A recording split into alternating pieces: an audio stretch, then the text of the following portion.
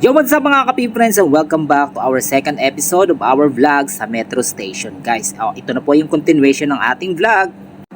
And for today's video mga kapatid, pupunta nga tayo sa isa sa pinaka-interesting na lugar dito sa Qatar at ang National Museum of Qatar.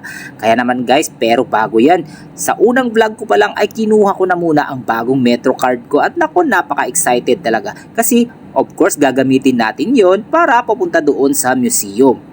Kaya ano pa inaantay natin? Samahan nyo ako guys. Tara na, let's go! Travel din pag may time. Lalong lalo pa dito ngayon sa Qatar guys. Napaka-innovative at napakadali, napaka-convenient gamitin ang metro system nila dito.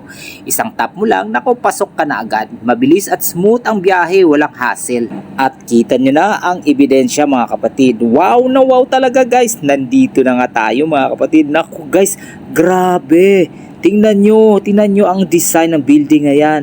Parang desert rose na ba to? Tingnan nyo lang, dito lang yan guys. Dito lang yan guys, matatagpuan mismo dito sa Qatar. Naku guys, ang ganda, napaka-amazing. Tara na, let's go. Huwag na tayo patumpik mga kapatid. Puntahan na natin. Tara na, let's go. Pasok! And before anything else mga kapi friends, of course courtesy call muna kumbaga sa atin pa. Dito sa entrance na to, ipapakita mo lang ID mo at makakapasok ka na. Good news, nako, libre ito para sa mga residentes ng Qatar. Kaya naman mga kapatid, kung nandito ka, huwag mo nang palalampasin ang pagkakataong ganito. Ayan guys, papasok na po tayo sa museum na to at napakalawak at napakaganda guys. Pero alam nyo guys, medyo madilim. Ano ba to? At sa simula pa lang guys, mauobserbahan mo na talaga namang medyo madilim ang entrance, pero habang lumalalim ka sa loob guys, nako, unti-unting bumabalagkas ang kagandahan ng museum na ito. Tingnan nyo naman ang galing ng lighting at setup nila para sa mararamdaman mo talaga na ang kwento ng Qatar.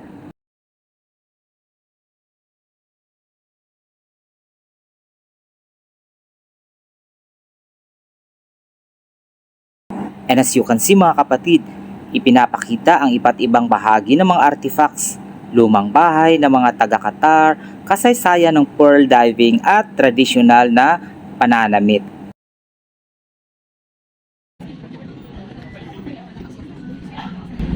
These are weapons. These are the last piece we need. This is the Iron Age. This is the Iron Age.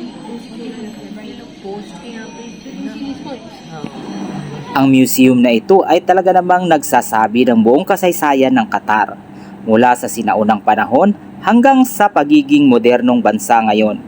Dito natin makikita kung paano nabuhay ang mga Bedouin noon, paano naging mahalaga ang pearl diving at paano umunlad ang bansa.